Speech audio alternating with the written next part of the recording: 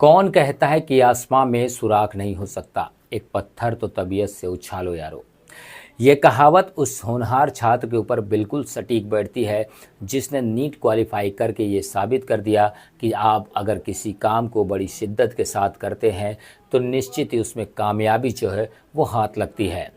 दरअसल जौनपुर के शाहगंज तहसील का रहने वाला ये युवक जो है अपने पिता के संघर्षों को देखा। जो पिता के सपने थे उसको पूरा करने के लिए इस छात्र ने दिन रात मेहनत की। इस छात्र ने ये साबित कर दिया है कि एक अच्छा छात्र और अच्छा बेटा बनने में कितनी मेहनत लगती है। आज के समय में जहां छात्र जो है रील बनाने के चक्कर में पड़े हैं, तो ये जो छात्र है पिछले 2 सालों से सोशल मीडिया से दूरी बना के रखा। आज के समय में जहां छात्र जो है रील बनाने के चक्कर में पड़े हैं, तो वहीं पर ये छात्र जो है पिछले 2 सालों से जो सोशल मीडिया को हाथ तक नहीं लगाया। उसने न तो फेसबुक, ट्विटर, इंस्टाग्राम किसी भी साइट को नहीं छुआ। दिन रात वो सिर्फ ये मेहनत करता रहा कि जो मेरे पिता हैं, जो मजबूरी में किस तरीके से चक्की चलाकर मजदूरी करके हमको पढ़ा रहे हैं, उस सपने को ज़रूर पूरा करना है। इस होनहार छात्र ने पिछले 2 सालों से इतनी कड़ी मेहनत की कि आखिरकार उसने उस मुकाम को हासिल ही कर लिया जिसकी उसे ज़रूरत थी, जिसकी इस परिवार को ज़रूरत थी। पिता निहायत ही गरीब है, वो चक्की चलाकर मजदूरी करके बेटे को किसी तरीके से पढ़ाकर आज उस मुकाम पर लाकर खड़ा कर दिया है। पिता से हमारी जब बात हुई तो उनके आंसू जो है वो रुकने का नाम नहीं ले रहे थे। वो संघर्ष की बातें जब आप सुनेंगे तो शायद आपके भी आंखों में आंसू आ जाएंगे। दरअसल ये बातें इसलिए कहना ज़रूरी है क्योंकि अगर आप भी किसी परीक्षा की तैयारी कर रहे हैं तो उसमें आप अपना मन लगाकर पूरी शिद्दत के साथ जो है उसमें पढ़ाई करें और कामयाब हो। इस बच्चे की बात आप सुनेंगे तो निश्चित ही आप भी उसके जैसा बनना ज़रूर चाहेंगे। वो माँ बाप अगर ये वीडियो को देखेंगे तो उनको भी ये लगेगा कि मेरे बेटे को आखिरकार ऐसा ही बनना चाहिए।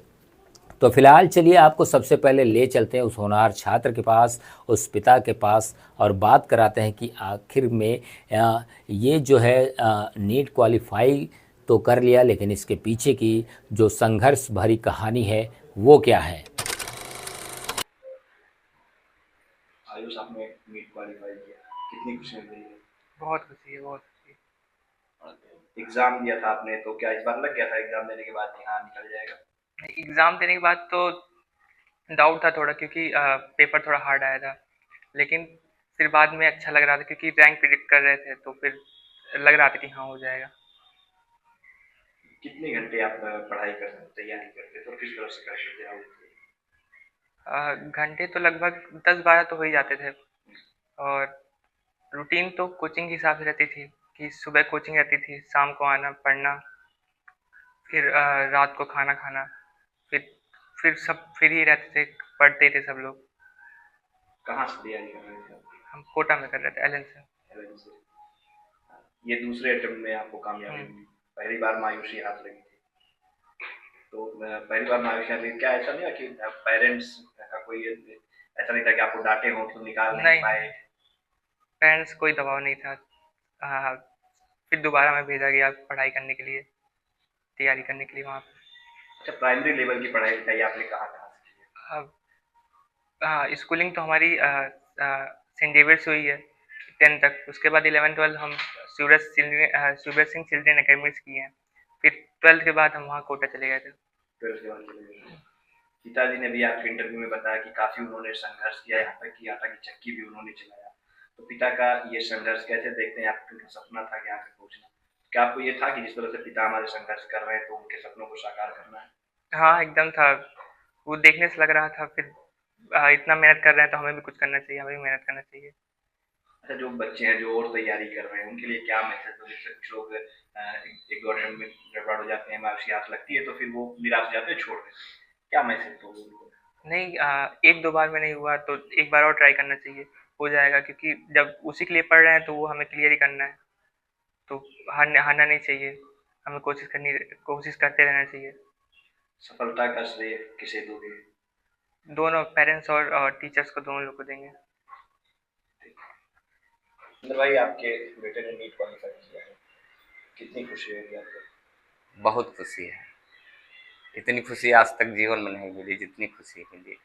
कितना स्ट्रगल आपने, कितना मेहनत किया, संघर्ष किया अपने बच्चे को इस कामयाबी तक पहुंचाने के लिए? मैंने तो ऐसे बहुत छोटे से संघर्ष में पूरा मेरा आधा जीवन बीत गया। मैं जब छोटा था, हाई स्कूल में पढ़ रहा था, तो मेरे पिताजी बीमार थे, तब मुझे नौकरी करना पड़ा और तब से मैं आज तक नौकरी ही कर रहा हूँ। लेकिन बच्चे ने उसकी कीमत अदा कर दी। किस किस तरह का काम आपने किया? आप मुंबई में भी रहे, दिल्ली में भी रहे, सागर में भी आप कुछ काम, किस किस तरह का आपने काम किया जो है बच्चे के बारे में बताएं? मैं वहाँ था, राइस मिल पे था। पहले हाई स्कूल में जब पढ़ रहा था राइस मिल संभाला। इसके बाद मुंबई गया, कपड़ा फैक्ट्री में मैं डिजाइन मास्टर भी रहा।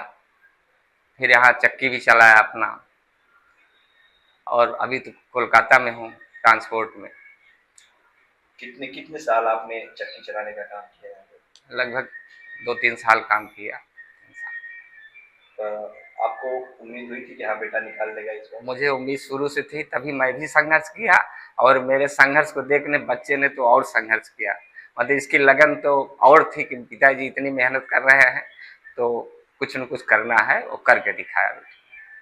तमाम पेरेंट्स हैं जो कि बच्चे अगर एक दो बार निकाल नहीं पाते हैं फिर वो दूसरी दिशा में ढकेलने लगते हैं कि ये तुमसे नहीं हो पाएगा, इसको मत करो। तो ऐसे पेरेंट्स के लिए आप क्या मैसेज देंगे? नहीं, बच्चे का जो है शुरू से पता लग जाता है वो किस लाइन में, और जिस लाइन में जाना हो बच्चे को उसी लाइन में जाना चाहिए। बच्चे को दबाव नहीं डालना चाहिए कि नहीं तुमको इंजीनियर ही बनना है, डॉक्टर ही बनना है। और जिस क्षेत्र में जाना चाहे बच्चे को उस क्षेत्र में जाने देना चाहिए। कौन सा अटेम्प्ट रहा बच्चे का? ये दूसरा अटेम्प्ट था। दूसरा attempt। जी, पहले में जो है थोड़ा सा पहले मायूसी हाथ लगी। जी मायूसी हाथ। कहाँ थे आप जब ये रिजल्ट आया? उस दिन आप कहाँ पे थे? उस दिन हम कोलकाता में थे, और जब सुने तो हम लोग इतना रोए, खुशी के आंसू निकले। मेरे पूरे परिवार रोए थे उस दिन खुशी के लिए। क्या कहेंगे अपने बेटे के लिए? आप क्या कहना चाहेंगे?